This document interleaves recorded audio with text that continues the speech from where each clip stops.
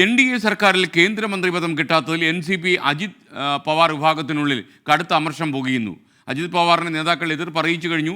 മന്ത്രിസ്ഥാനത്തിൽ BJP കാത്തിരിക്കാൻ ആവശ്യപ്പെട്ടതായി അജിത് പവാർ നേതാക്കളെ അറിയിച്ചു. മുംബൈയിൽ നിന്ന് ശ്രീനാഥ് ചന്ദ്രൻ തത്സമയം ചേരുന്നു. ശ്രീനാഥ് ചന്ദ്രൻ, ഗുഡ് മോർണിംഗ്. പറയൂ, അജിത് പവാർ പക്ഷം വളരെ നിരാശയിലാണ്.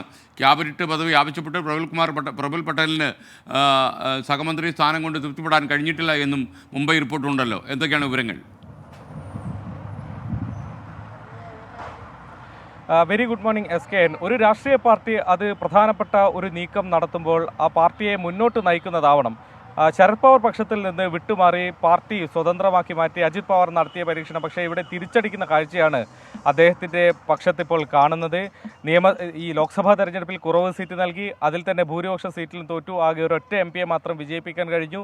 ഒരു കേന്ദ്രമന്ത്രി പദം പ്രഫുൽ പട്ടേൽ നിലവിൽ രാജ്യസഭയിൽ ഉള്ളപ്പോൾ കേന്ദ്രമന്ത്രി പദം പ്രതീക്ഷിച്ചു, അത് ആവശ്യപ്പെട്ടു, പക്ഷേ അതും കിട്ടിയില്ല. ഒരു സഹമന്ത്രി പദത്തിൽ അവരെ ഒതുക്കാൻ നോക്കി. അത്രയും സഹമന്ത്രി പദത്തിലേക്ക് താഴ്ന്നു പോയാൽ താൻ ഉണ്ടാക്കിയ തൻ്റെ ഒരു ഇമേജിന് അത് വലിയ കോട്ടം തട്ടുമെന്ന് പ്രഫുൽ പട്ടേൽ അറിയിക്കുന്നു. അജിത് പവാറും ഈ കാര്യം BJP നേതൃത്വത്തെയും അറിയിക്കുന്നു. അങ്ങനെ തൽക്കാലം കാത്തിരിക്കാൻ വേണ്ടി BJP നേതൃത്വം അജിത് പവാറിനോട് ആവശ്യപ്പെട്ടു എന്നതാണ് മനസ്സിലാക്കുന്നത്.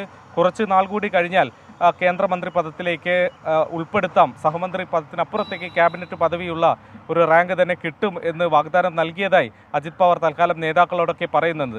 അജിത് പവാർ പക്ഷത്തെ നേതാക്കളിൽ വലിയ അതൃപ്തിയുണ്ട്. അവരെ സംബന്ധിച്ചിടത്തോളം മുന്നോട്ടുള്ള യാത്ര അത് ദുഷ്കരമാകാനുള്ള സാധ്യതകളാണ് ഇപ്പോൾ നടന്ന സംഭവങ്ങളൊക്കെ തന്നെ സൂചിപ്പിക്കുന്നത്. നിയമസഭയിൽ പരമാവധി സീറ്റുകൾ കിട്ടിയില്ലെങ്കിൽ അവിടെയും വലിയ തിരിച്ചടി ഉണ്ടാകും.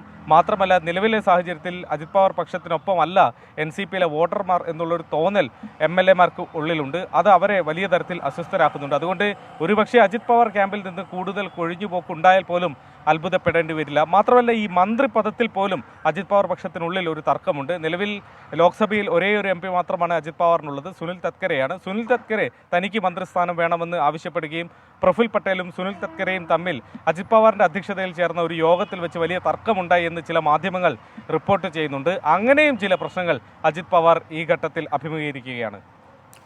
Okay, thank you Sreenath Chandran.